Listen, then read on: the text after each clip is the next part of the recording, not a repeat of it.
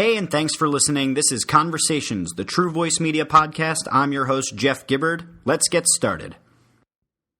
This is episode 20 of True Voice Media Conversations, our podcast series. And today I have on the podcast a gentleman by the name of Nick Eubanks. He is a part-time clown, also runs a website called SEO Nick, along with a consultancy under the name I'm From the Future. Nick does a whole bunch of awesome stuff, and we're going to talk about some of those things. He is definitely one of the foremost authorities I've ever met in the field of SEO, definitely among the top 3 people I know in the entire field. So it's really great to have you on the show. Thanks, Nick. What's up? Hey, thanks for having me, Jeff. No, I'm excited to be on here, man. After stopping by your college class, and I think we had a pretty good time. This just seemed like an obvious segue from there. So yeah, it was definitely a good segue after the class, and that was one of the most well-received classes of the semester. You know, not just in terms of what all the students were saying, but what they got out of it and what they worked into their final projects. A lot of them really referenced a lot of the things that you had brought up, and I think it made a big impact on them. So, you know, thanks for doing that also. Well, that was a blast, man. Those guys, that was an awesome class. You could tell you were really kicking ass with that whole student base, because that was the most engaged group of people I think I'd ever spoken to. And I've spoken to much bigger groups, but nobody gave a shit about anything I've ever said the way those guys actually did. So that was fantastic. That's awesome. Well, I tried to structure the class differently and everything, and I hope Drexel invites me back to do the class again. I think the feedback from the class was really good, but I structured the class in such a way where I think it was very different from probably anything else that they did at Drexel, where I really wanted to make it about like autonomous learning. Because as you probably well know, you didn't learn as much in school as you did when you just started doing shit. So yeah. I tried to structure the class so it was like, read a book, here's some blog posts to look at, listen to this podcast, tell me what you learned. And I gave them, some foundational elements. So, hopefully that was part of the reason why they were engaged, is I kind of required that from them, because this is the only stuff you're going to get from my classes, these times where I bring in guest lecturers or I give you 45 minutes of content to kind of digest. So it was good. So let's talk about some things, man. You, contrary to what we're doing. So, I'm building a service-based company where we're working with clients hand in hand, consulting them. And that's what I love to do. And you're doing that, and you guys are killing it with it. But what it looks like the direction you're really going in is building and buying companies, building companies, and leveraging the magic of paid and organic search to really win in that space. So can you just tell me a little bit about some of the projects that you're currently working on, and then let's kind of jump down the rabbit hole a little bit and talk a little bit further about any of those individual projects? No, I would love to. The biggest probably flagship project that I've been on for about 2 years now is Traffic Safety Store. That's probably how I'm best known in the e-commerce circles. I jumped in there. It was an existing business, so it's about 12 years old now. So it was, 10 years old when I showed up. Had been on the internet for about 7 of those 10 years, and was sort of just starting to get the wheels greased in terms of e-commerce. So it's a homegrown e-com platform, all on ASP.NET. They were still running web forms when I got there. We're now completely in MVC.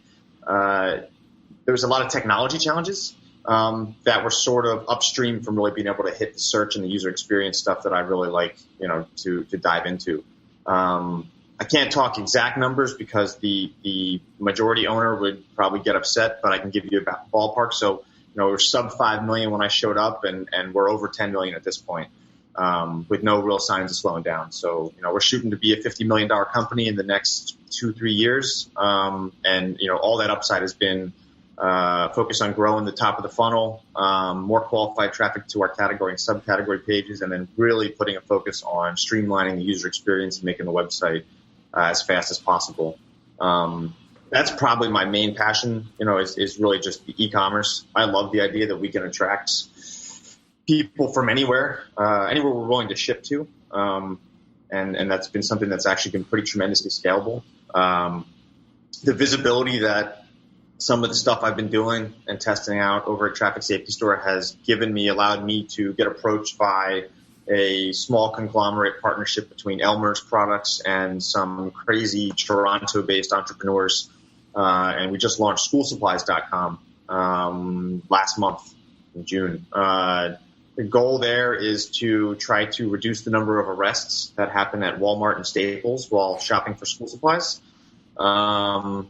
And I mean, traffic's come almost right away. I think, contrary to the EMD update that, a lot of people got bugged out about, I think that having a branded EMD is your head term, I think really lends itself well. If for nothing else, it's more Penguin safe link building. If you're going to be doing it, it's, hey, please link to us. Or if you sponsor an event or you run an event and you're out there and you don't have to tell people what the anchors are anymore.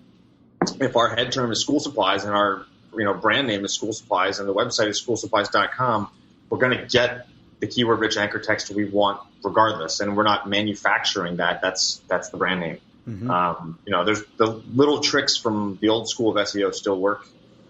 Just have to make sure you're doing them right.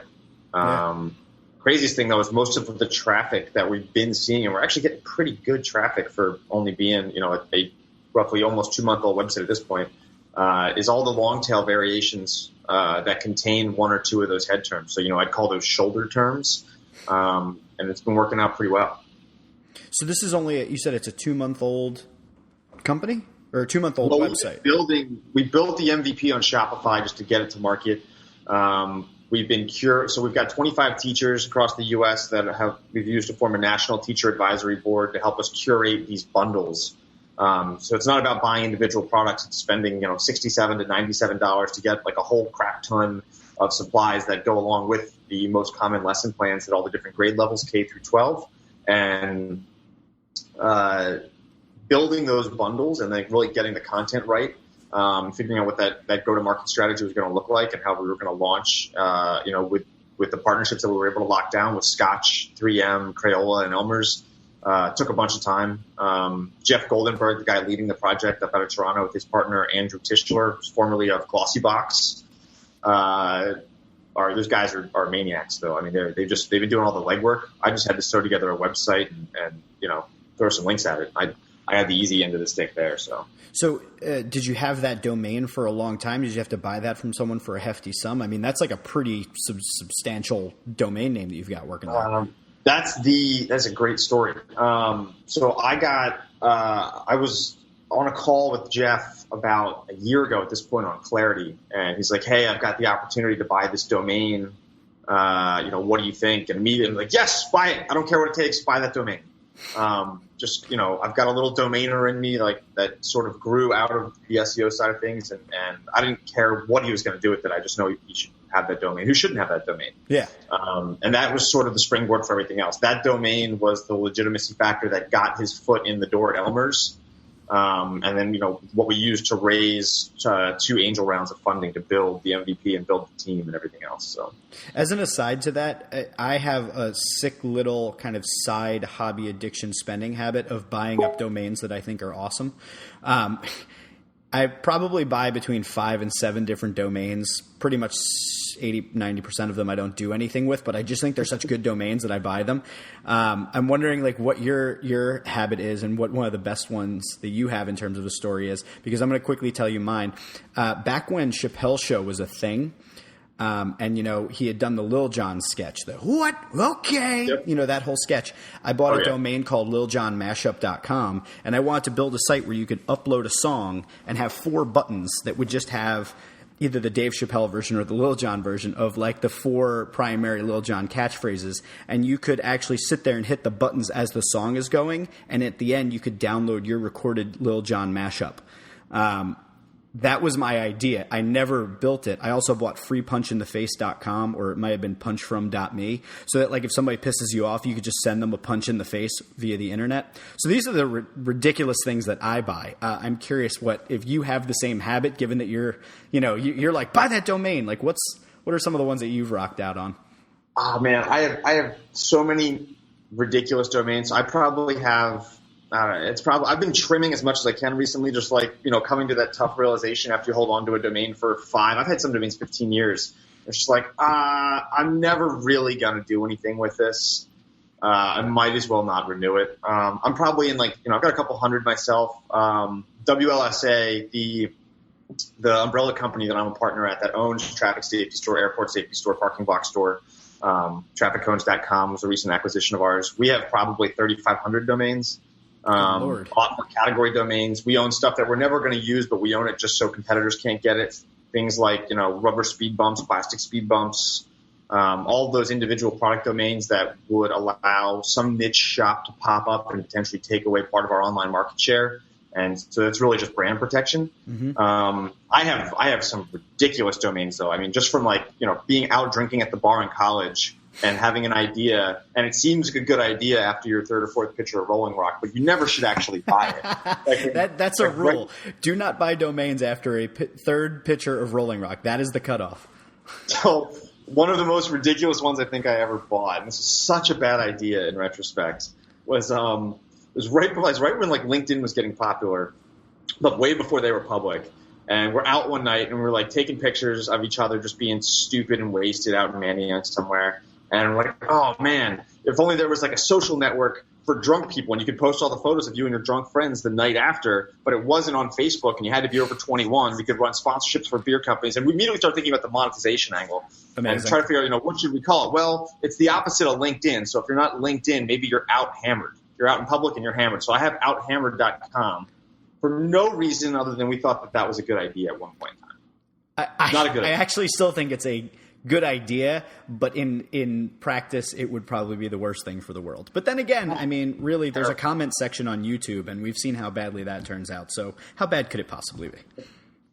I try to buy domains now that at least have either, whether it's a business idea, a brand idea, or at least have the potential to be an affiliate page. So I've been working on a dieting blog that probably will never come to fruition, but I've been throwing just a couple hundred words at it here and there for 2 years now. And it's simplefastmeals.com.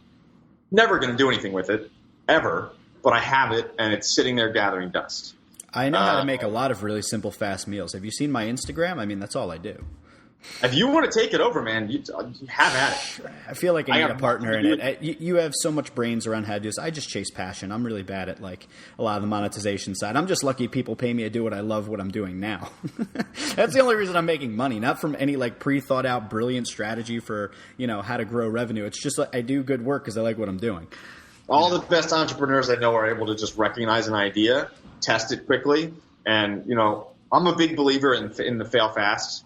Yeah. Failure's awesome. Fail all day long. I fail every week at things. Yeah. But if you're going to fail quickly before you dig yourself in a hole of debt or you make a complete ass out of yourself. Wise words. Wise words. That will be a quote on the show notes for all of the listeners. I'll need to know that one. That and the one about not buying domains after the third or fourth pitcher of Rolling Rock. So back to the using SEO and the sites that you've put together and everything, what are some of the things that you've learned, I guess? What are some of the ways that you failed fast early on with, sites like your traffic, Safety Store. Safety Store. There we go. I know you have traffic cones and there's a bunch but the Traffic Safety Store, I mean, and among those and your other different, e-commerce online stores, what are some of the things that you've learned early on that you would pass along as, good advice? I mean, you've already given us the jewel of buying domains, as a defensive maneuver. You've got, you mentioned a little bit about UI and UX design and user experience and, SEO and all these different tools that you have at your disposal to help kind of grow these companies, talking about taking it from under 5 to over 10.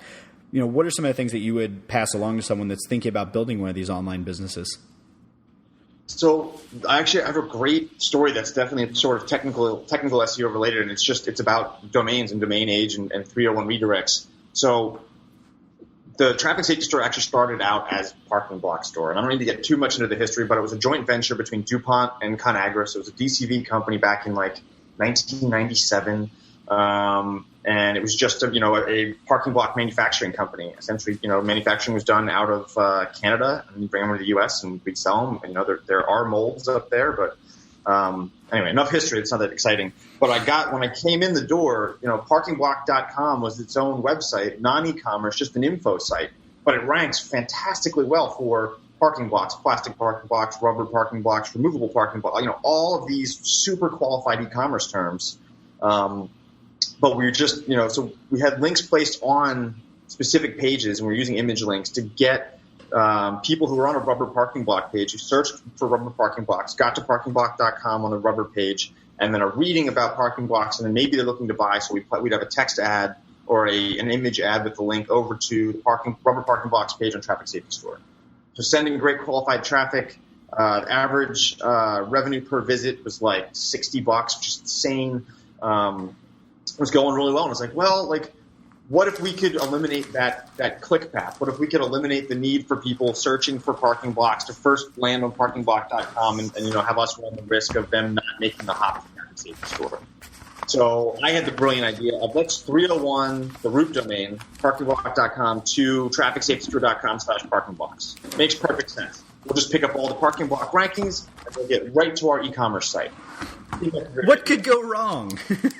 So did the 301, it propagated out because both the domains are at GoDaddy. Their DNS is fantastic. So it propagated within an hour, and we started seeing a nice boost of traffic to our parking block category and all the the subcategories for commercial, industrial, plastic, rubber, blah blah blah. Started going pretty well, and we picked up all the rankings. And about 2 weeks later, just doing a check on the rank reports, and we noticed that we no longer rank number 1 for parking block.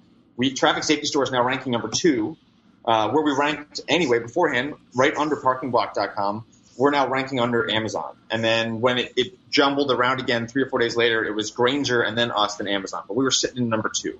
And the click-through degradation from number 1 to number 2 is significant. So, it's all speculation. There's really nobody that has a big enough data set to be able to accurately dial in what that click-through rate is. But somewhere in the 36% range for number 1 is probably a safe bet, whereas number 2 is like 18%. So you're talking about like a 50% degradation in your click-through rate. For e-commerce, that is massive. That's tens of thousands of dollars a month you're losing out on. So I was like, fuck, I fucked up. What I didn't realize was having Parking Block in number 1 as an info site that links to our e-commerce site with the e-commerce site ranking number 2 was actually a better experience. People were coming into the Parking Block site. They weren't getting sold. They weren't looking for e-commerce necessarily. They weren't looking to buy something. Maybe they were just coming for information, and it left an impression on them. The Traffic Safety Store brand is represented there. If they want to click through and look at prices, great. If they don't, leave. Have a nice day. Hopefully you'll remember our brand when you come back, or at least you'll do a search again and you'll find us or parkingblock.com. Yeah, I'm just thinking the experience where the experience would be that you go and you see the number 1 and you get all the information, but then maybe you're like, okay, well, then what do I do next? And then your next step would probably be go to the number 2 link. So you're actually, because you own the 2, you're getting the 1 and 2 results combined, it would seem, right?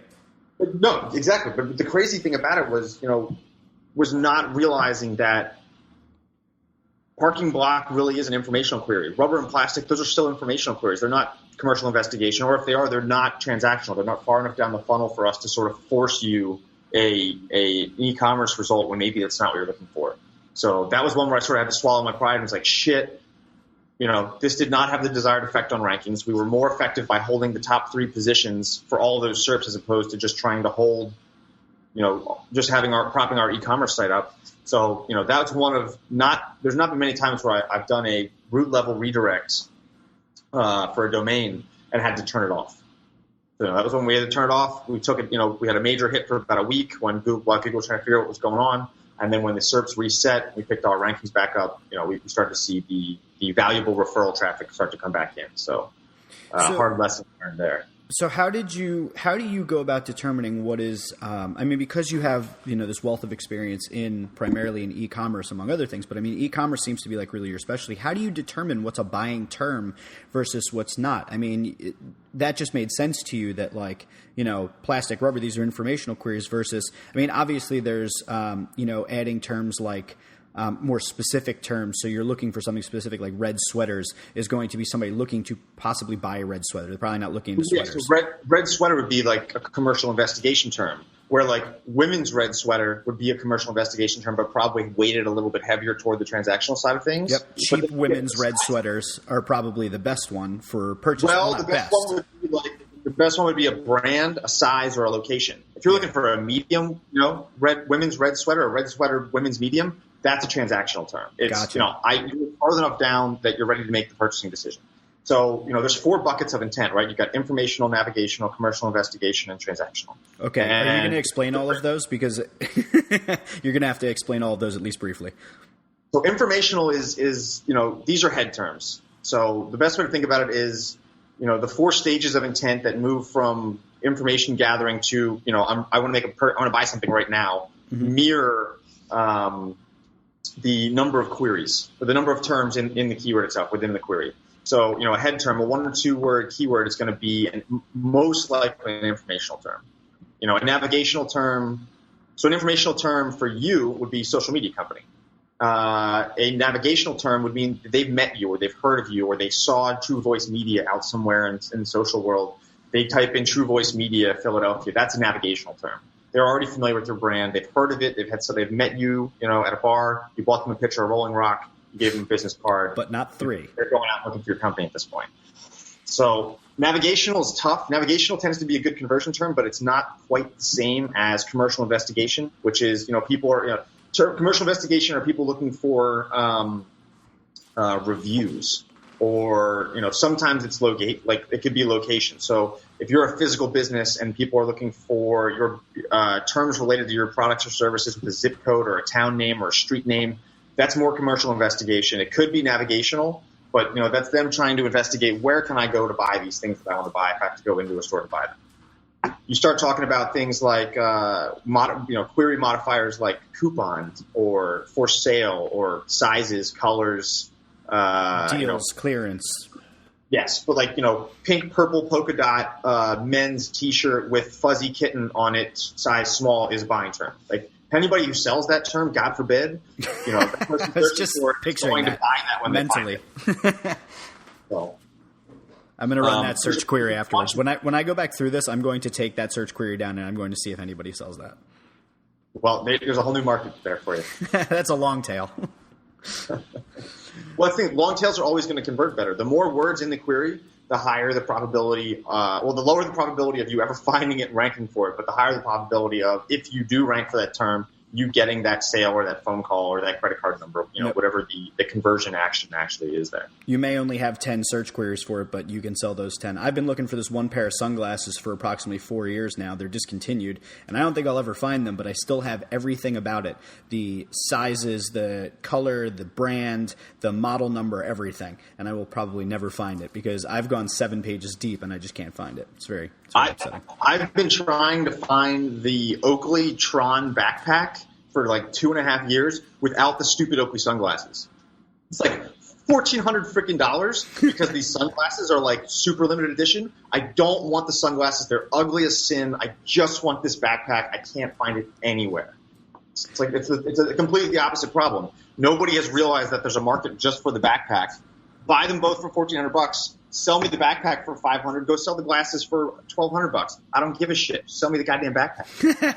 So for anybody listening, if you happen to have the Tron Oakley backpack, get in touch with Nick. He will buy it from you for stated $500, and I would like a 10% commission for that transaction.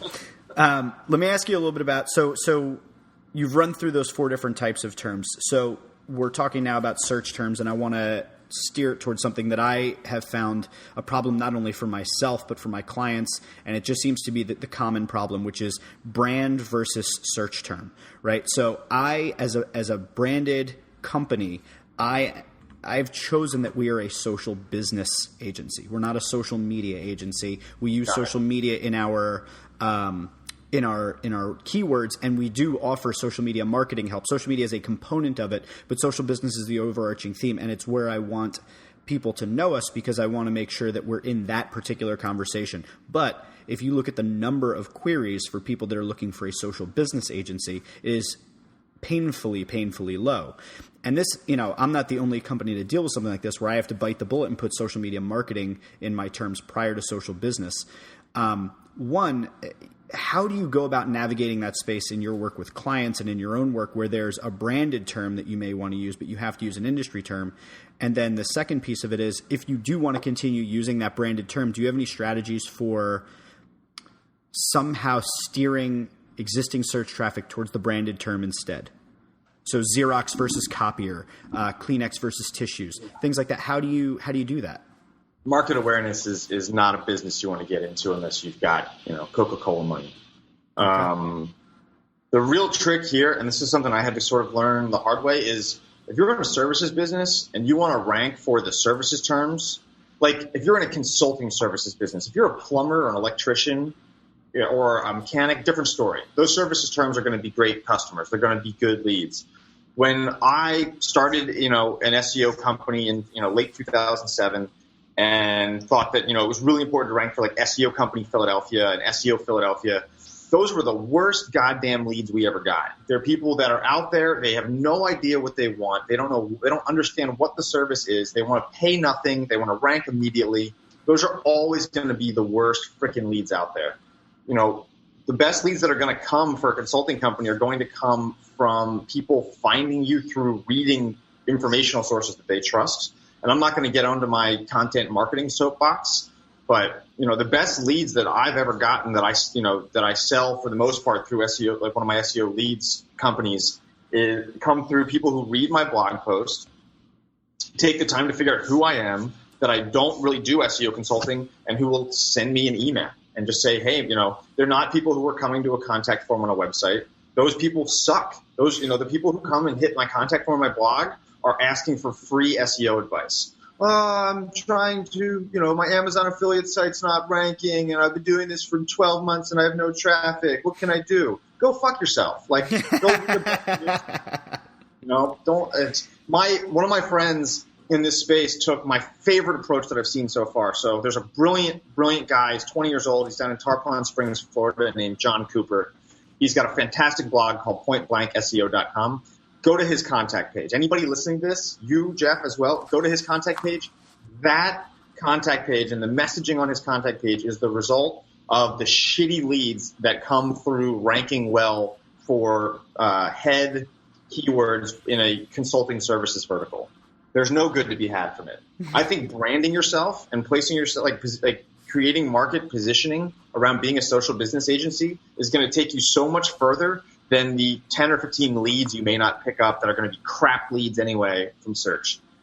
I wouldn't even worry about it. Okay. I like that. That's good. That makes me feel better about the decision.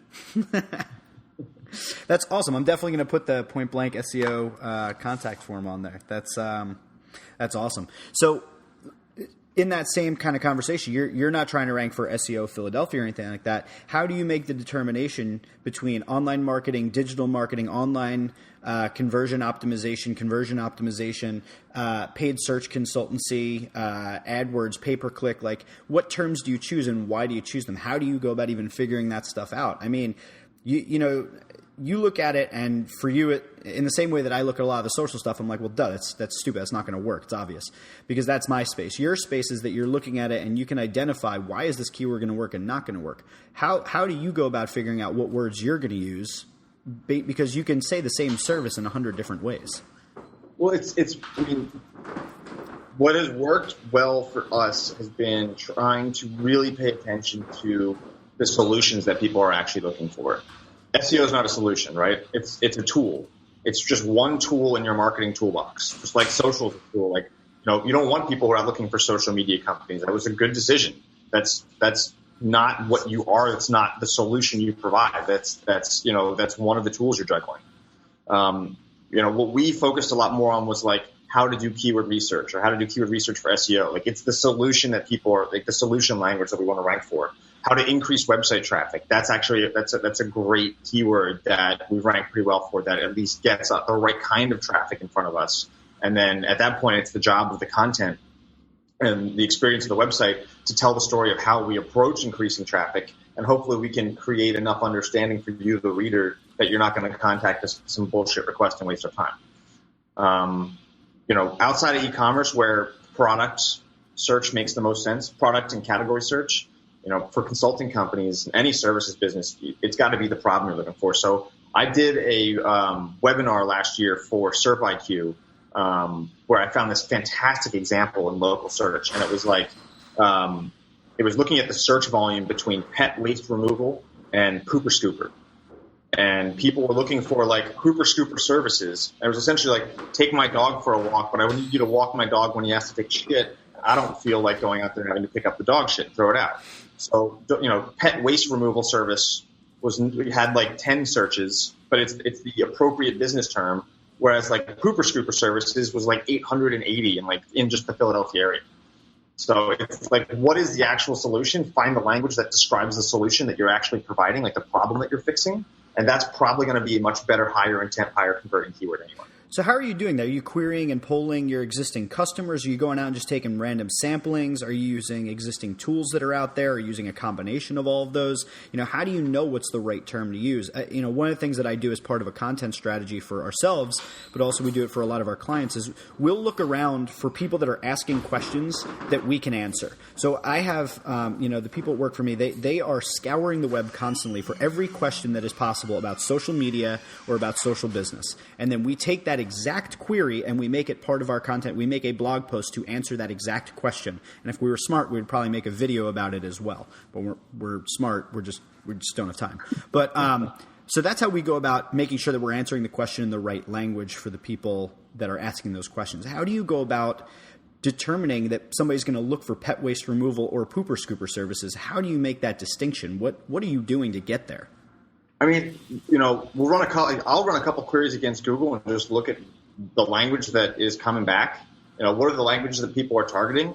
If you're ever trying to validate an opportunity in terms of a keyword, start by looking for who's bidding on it. How many pay-per-click advertisers are there? If you've got a full stack, you're seeing 3 ads up top and 8 down the right side. That's a competitive term. It's competitive because hopefully it's working. Use SEMrush or, God forbid, Keyword Planner and get some data on what people are paying for those clicks. How viable are those terms for that business service or for that product or solution? From there, there's a couple of really cool tools that have come out recently. So I'm using SERP for most of my SERP level monitoring. I like to do SERP level analysis. It seems everybody's doing that these days, but it was not the thing to do back even a year ago. People would focus so much more on the keyword and not who was actually ranking and how they were ranking. And then there's some really amazing keyword tools that have been coming out recently, like Term Explorer is a fantastic one that my buddy Ian Howes turned me on to. The amount of data you're able to get and how much dissection you can do to sort of reverse engineer what's working, how it's working, and how much you're going to have to spend and how much time it's going to take to get there is really becoming just phenomenally easy. With a little bit of practice. So what you're saying is listen to everything that Matt Cutts has said. That is a surefire way to fail. So. I know. Just kidding. I remember when you, in the class, I can't remember, you had a nickname for him, or like his unofficial title in your mind. You called him like the chief misinformation officer or something? Or liar. Liar. Misdirection, chief of misdirection. Yeah, he's the chief of FUD, fear, uncertainty, and doubt, all of which is unverifiable. That's outstanding. It's a good way to take it. So, as you've seen, obviously, you're as much up on this stuff as I am, and in some ways, in other areas, far more than I am. So you're looking at the space and things that are out there, and you're seeing the Internet of Things coming up. You're seeing the collaborative economy. You're seeing wearables. You're seeing the emergence of video. You're seeing social signals. What do you think is coming down the road that you're either most concerned about or most excited about, and how that's going to impact e-commerce? Do you think that there are some things that are going to dramatically disrupt what's happening right now, or do you think it's going to be a slow kind of evolution from one thing to the next? Personally, I personalized search scares me. It's the whole sort of idea of, just become a brand and, give great customer service. And while those are valid points and, we kill ourselves at Traffic Safety Store to maintain an extremely high customer retention level because it costs 10 times as much to get a new client as it does to keep an existing one, which is so true. It's one of those things where if people develop a brand affinity and Google recognizes it and it's starting to actually control and influence the search results that person is seeing and experiencing, and that's all, those are the only ones they're ever really you're not going to be able to break out of that personalized chamber that Google has put them in. That gets scary. I mean, that really raises the competitive bar. I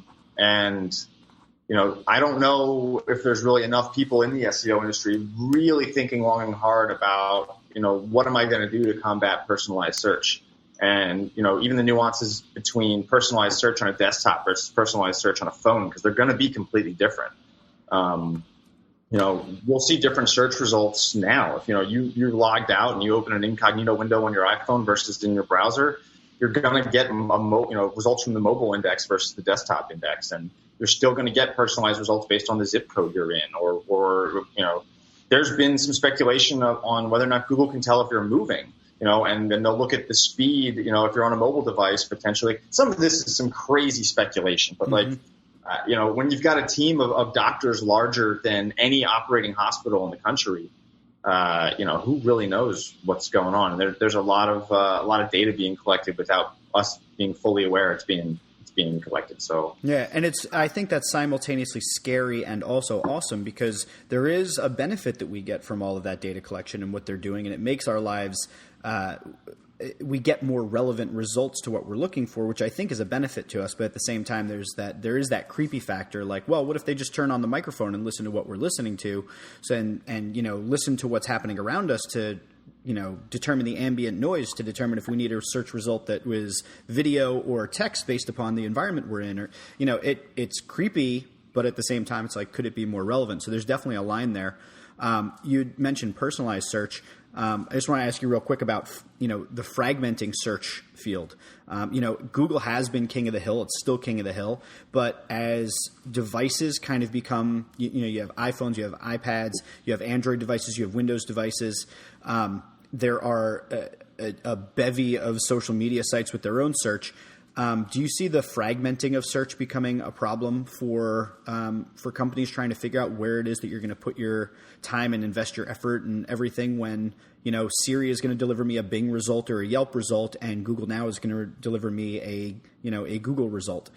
Is that a problem for you, or do you typically still only focus mostly on Google? I think it's a problem that's sort of going away. Really? So you think it's the opposite? I mean, in the sense that users are becoming more sophisticated. My 6-year-old niece can use an iPad in ways that I would probably never be able to. It always was there. I was at a talk not too long ago where I heard something that was fantastically brilliant and insightful, and it was, to a 5-year-old, a magazine is just a broken iPad.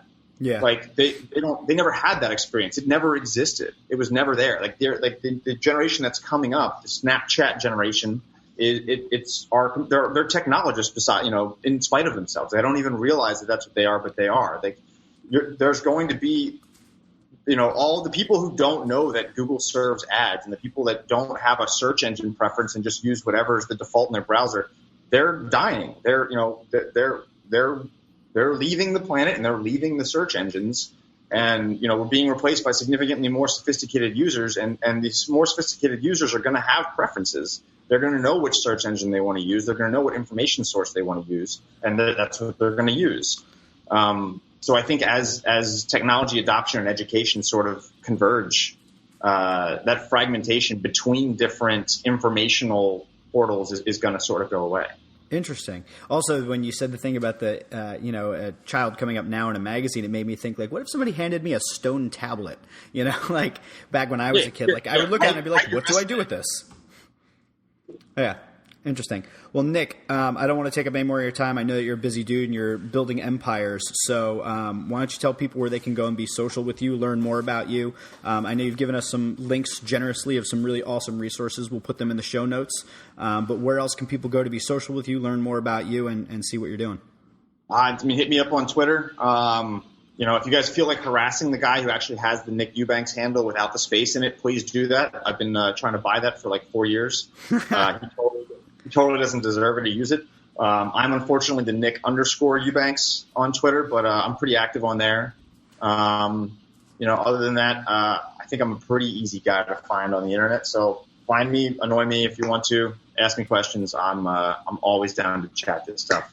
Cool, man. I super appreciate you coming on. You're such a smart dude, and I'd have you back anytime you ever want to come back. And just thanks so much for being on. And to all the people that are listening to this episode, go harass the hell out of that Nick Eubanks without the space. We got to get this, man. I mean, Nick just dropped the knowledge on you, so make it happen for him. Just go be like, yo, what's up, man? Why are you holding on to this? Why are you squatting? We'll put all those links in the show notes also so people can connect with you and all the different things that you mentioned as resources. Nick, thanks so much for being on the show. You kick ass, man. Thanks so much for having me, man. Cool, man. We'll talk soon.